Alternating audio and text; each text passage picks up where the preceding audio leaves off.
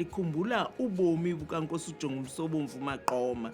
uNkosi uJonga Umsobomvu Maqoma uzibalule kakhulu kwiimfazwe ezithe zaliwa kweli phondo ezilithoba eziliwe iminyaka elikhulu yonke.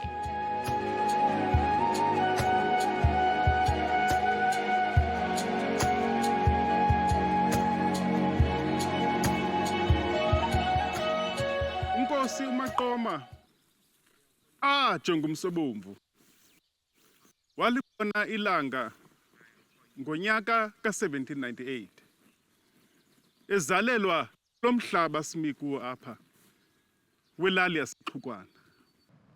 Sathi ke wazalelwa kwilali yaseXhukwana, injongo ke yayikukuba wayeyofihlwa pha njengenkosi, wakhulela ke kwikhaya lamakwaya. Apho sikhoyo ke ngoku sikomkhulu, ikomkhulu likakumkani uNgqika uLwaganda kaMlawu ozala uJonga Umsobomvu.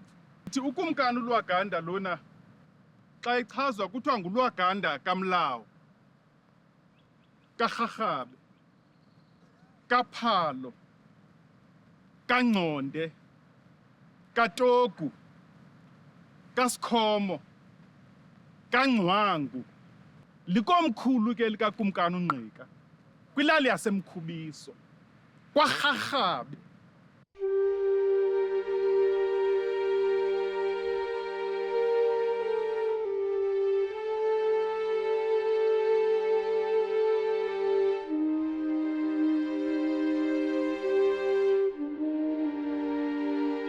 Apha ke sisentaba kaNdoda mawabako wethu, nxulumene kakhulu nobomi bukaNkosi uJonga Umsobomvu. Okokuqala, imfazwe uqala awathi uJonga Umsobomvu wathatha inxaxheba kuyo yayimfazwe ekwakusithiwa lidaba laMalinde, the Battle of Amalinde. Njengoba ubona xa befika apha ekuseni uMsobomvu wawuphuma phaa, uphuma bafika uphuma koMsobomvu. Ndiyabona uba ke mhlawumbi ezo zinto ke zayamene kakhulu negama lakhe kuthiwa uNkosi uJonga Umsobomvu.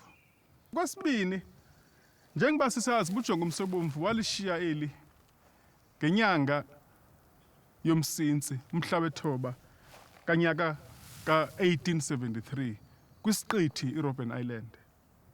Ithi mbali ke ethubeni phaa kwiminyaka yo-1980 uSmith wayecinga uba xa ifikile lapha kuzawuvele kube lula, kodwa ngaloo mini wakha phantsi isitya sigcwele. Kuthiwa batsho bancama emile uJonga Umsobomvu, ahlehla umva amaNgesi abuyela eMakhanda. Baphinda futhi bahlangana kwakhona phezu kweentaba zikaMathole. Apha ke kwele mpi ibaluleke ngento yoba imfazwe apho uNkosi uMaqoma walwa khona ekhokhela imikhosi yamaXhosa eyayisilwa nemikhosi yamaNgesi. Waba lapha kuJonga Umsobomvu wayibeka apha imikhosi yakhe kule ntaba. Lithi bali ukusukela kule ndawo yowuma ngeKomane wayeyame ngoNkosi uMaphasa, ikhalipha labaThembu. YayinguMaphasa wonke wayesilwa kweli cala. Ukusukela apha yowuma ngeCumakala, usuka apha ungene eDikeni, eXesi, eQoboqobo, yoma ngeNcuwa. Yayingumntakwabo uSandile, ukumkani uSandile, amgolombane. Apha emva kwam xa usihla usiya ngaseGqeberha, lithi bali yayinguSiyolo, itshantliziyo lakwaNdlambe, ililo elincedisana naye kweli cala. Zitshintshe izinto ke kule nyanga yeNkanga, uNovemba ka-1851. Njengobona nje apho ndimi khona, ithi mbali amaXhosa. The nation of Amajingi was established by Prince Maqoma in an area which included Mthonsi. In 1829, Amajingi were displaced by Stockenstrom and Somerset. He became convinced that for Africans to resist the colonial encroachment, they had to be united and be willing to defend their land. The British soldiers named Mthonsi Mount Misery because they suffered unbearable misery of the highest distinction. apho wayekwazi into yoba atshintshe amajoni eze amajoni apha engama300 azawulwa isithuba seveki awudinwa nangxolerhe kulambe kuphinde kuthunyelwe amanye yiloo nto wayekwazi ukuba ke alwe imfazwe ngamanye amagama singatsho sithi uNkosi uMaqoma yinkokheli yokuqala emnyama eyakwazi ukuba ilwe iimfazwe ezaqhubeka iminyaka